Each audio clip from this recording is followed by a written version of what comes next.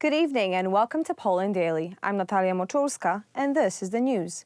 The spy and corruption scandal is the biggest scandal in the history of the European Parliament. Currently, 60 MEPs are suspects in the case. The accounts of MEPs from various countries were supposed to have received $60 million for favorable decisions for Morocco and Qatar, among others.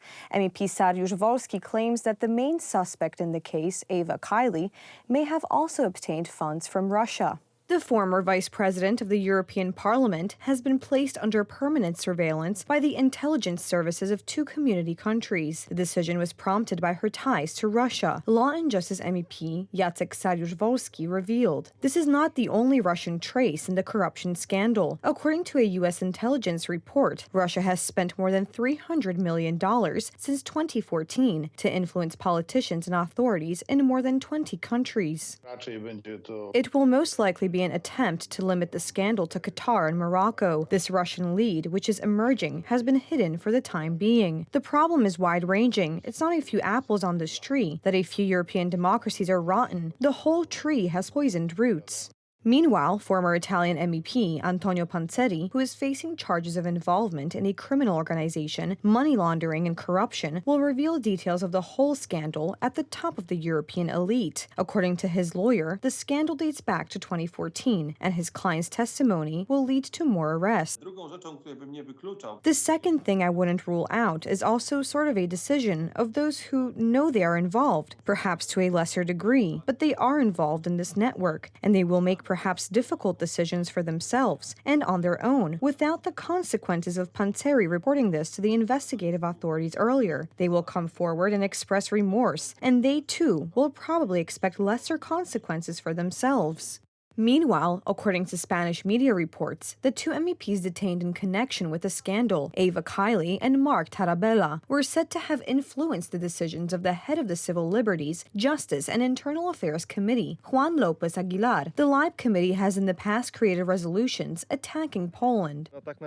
In fact, the entire European Parliament is compromised at the moment, so I think it will defend itself, not so much as a single person, but as an organization. They have quite powerful sponsors, heads of government behind them, and they themselves are part of a big political machine. So far, these smaller or larger scandals at the European level have not ended in accountability, much less collective responsibility. In this case, there are very many suspects.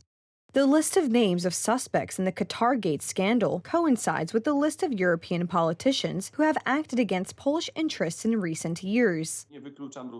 I also don't rule out that signals will come from the services of other countries that will somehow not only expand this investigation, but perhaps point to new sources of corruption or other outbreaks of corruption in the European Parliament, not necessarily the Qatari or Moroccan ones. That is, the Russian thread, which is probably not surprising to anyone who looks at international politics.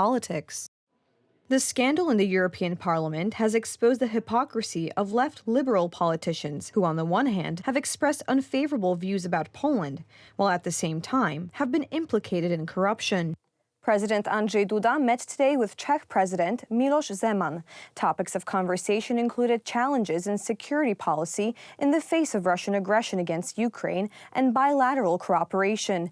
The meeting between the Polish presidential couple and President Miloš Zeman, who is finishing his term, and his wife Iwona Zemanova, took place in Náchod, the Czech Republic. Over all these years, we have not only worked very well together, but above all, we have also gotten to know each other as people. I can safely say that in a sense, in addition to the fact that we were at all times political partners who agreed upon many issues, because we all remember that we are together as presidents of countries, members of NATO, the North Atlantic Alliance community. We are together members of the community of the European Union. We have been all this time and are together in the Visegrad Group. We have also met in the framework of the Bucharest 9 and 3 Seas initiative and many other such formats. And I hope that the president is not retiring politically in the full sense of the word, but that his voice will continue to be heard in the space of both Czech politics and European and transatlantic politics, because it is a voice that is certainly important and in any case worth listening to and taking into account when considering various issues. Poland is the main proponent of delivery of Leopard tanks to Ukraine, and earlier today a formal request was sent to Germany for the possibility of donating them to our neighbors fighting the Russian invasion. Currently, there is no agreement on the issue in the German government. Meanwhile, Ukraine urgently needs these powerful tanks to fend off an expected new Russian offensive. Ta koalicja państw, które chcą pomóc Ukrainie odeprzeć. The coalition of states that want to help Ukraine repel barbaric aggression, Russian aggression, must expand. Germany is the largest country and should make a huge contribution to this joint coalition of countries that help Ukraine. We have submitted this request, and we await a prompt reply.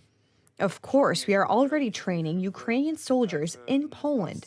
Other countries are doing it too, and we will continue to do so. Więc nie jest to tutaj nic nowego i będziemy to kontynuować. Mam nadzieję, że ta odpowiedź I hope that this response from the Germans will come quickly this time, because the Germans are delaying, dodging, and acting in a way that is difficult to understand. We can see very clearly that they do not want to help Ukraine defend itself in a wider way. pomagać broniącej się Ukrainie.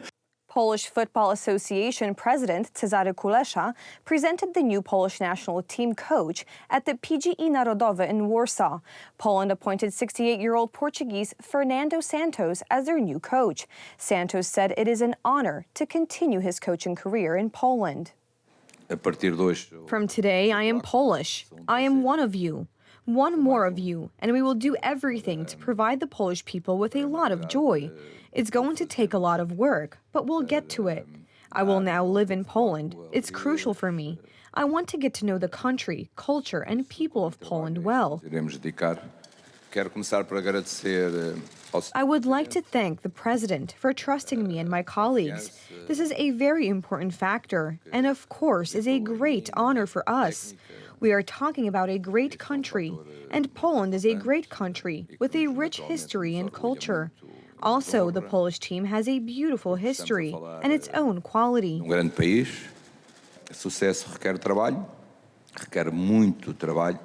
Success requires work, lots of work. Happiness doesn't fall from the sky. To achieve it, you must work hard. That's why we must work hard, but I have full confidence that we will all achieve this goal. We will achieve a lot for the Polish national team and for the Polish people. Santos, who led Portugal to success at Euro 2016 and the 2018-2019 Nations League with Cristiano Ronaldo as captain, was unofficially announced on Monday when Polish Football Association President Cezary Kulesza shared a picture of himself with the 68-year-old on Twitter. Santos is only the second coach for Poland this century, with prior international experience following Leo Benhaker, who managed the team in 2006 to 2009. Before becoming Portugal manager in 2014, Santos had a 4-year spell in Greece. At club level, he has managed Porto, AEK Athens, Panathinaikos, Sporting, and Benfica, among others. The Polish Football Association decided not to renew the contract of former coach Czesław Michniewicz after he guided the team to their first World Cup knockout stage appearance in 36 years at the 2022 tournament in Qatar. Santos' position with Portugal was terminated in December after the country's World Cup quarterfinal exit. His contract with Poland includes 2 qualification cycles for the Euro 2024 and the 2026 World Cup, Poland's Football Association said. Thank you so much for joining us this evening. Please stay tuned for Poland Daily Weather, Poland Daily Business, and some of our other programs. But for me, it's have a wonderful evening.